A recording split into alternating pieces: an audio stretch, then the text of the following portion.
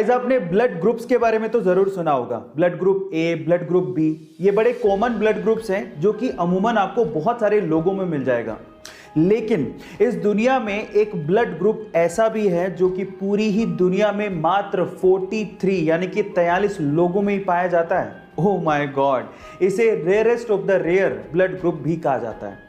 इस blood group का नाम है RH नल, और क्योंकि ये इतना रेयर है कि पूरी दुनिया में सिर्फ 43 यानी कि 43 लोगों में ही ये पाया जाता है, इसलिए इसे गोल्डन ब्लड ग्रुप भी कहते हैं। सो गाइज, इसके पहले तक ये फैक्ट क्या आप जानते थे? और अगर नहीं जानते थे तो चैट सेक्शन में जरूर लिखिएगा। आपने अक्सर किसी टीचर को स्टूडेंट्स की लाइफ बदलते तो जरूर देखा होगा, लेकिन क्या आपने कभी किसी स्टूडेंट को टीचर की लाइफ बदलते देखा है? जी हाँ गाइज, कुछ ऐसा ही हुआ अमेरिका के कैलिफोर्निया में, जहां पर कोरोना काल के चलते एक टीचर को बदहाली के हालात में रहना पड़ रहा था। उनके पास कोई जॉब नहीं थी, हालात इतने बदतर हो गए थे कि उनको कार में ही गुजारा करना पड़ रहा था, यानी कि उनके पास रहने को कोई घर भी नहीं था। और ये हालात उनके एक स्टूडेंट स्टीवन से देखे नहीं गए। फिर उस स्टूडेंट ने एक्चुअली फंड रेज किया अपने टीचर के लिए, और जब टीचर का जन्मदिन आया तो लगभग $27,000 यानी कि 20 लाख रुपए का चेक एज अ ग्रेटिट्यूड अपने टीचर को गिफ्ट किया। गाइस, इस इंसिडेंट के बारे में आपका क्या ख्याल है? चैट सेक्शन में जरूर लिखिएगा। गाइस, कई बार बहुत खुशी होती है ऐसे लोगों को देखकर जिनके लिए दुनिया में उनका सिर्फ एक ही धर्म है, और वो है इंसानियत। गाइज, मिलिए मोहम्मद शरीफ से। लोग उन्हें प्यार से चाचा शरीफ भी कहते हैं। पेशे से एक मैकेनिक हैं।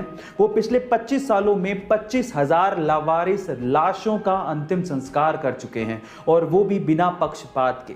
अगर कोई हिंदू है तो उसका दाह संस्कार, और अगर कोई मुस्लिम है तो उसको दफनाने का काम चाचा शरीफ ने किया है। गाइज, आपको चाचा शरीफ की इस इंसानियत के पार्ट से क्या सीखने को मिला? चैट सेक्शन में जरूर लिखिएगा। गाइस, अक्सर ये हम लोग सुनते आए हैं और हमारी किताबों में पढ़ते भी आए हैं कि कश्मीर से कन्याकुमारी तक भारत एक है। लेकिन क्या आपको पता है कि कश्मीर से भी ऊपर लद्दाख में एक जगह है जिसका नाम है काराकोरम, और वो भी भारत का हिस्सा है? बहुत से लोग इसके बारे में जानते तक नहीं हैं। इस हिसाब से अगर देखा जाए तो कश्मीर से लेके कन्याकुमारी नहीं, बल्कि काराकोरम से लेके कन्याकुमारी तक भारत एक है। ऐसा होना चाहिए। हमारे देश में बेटियों के सुरक्षा के मुद्दे पर लोग बड़ी बड़ी बातें तो बहुत करते हैं, लेकिन जमीनी तौर पर बहुत ही कम लोग हैं जो इसके लिए काम करते हैं। और उनमें से एक हैं राजस्थान के कोटपुतली गांव के डॉक्टर RP यादव जी।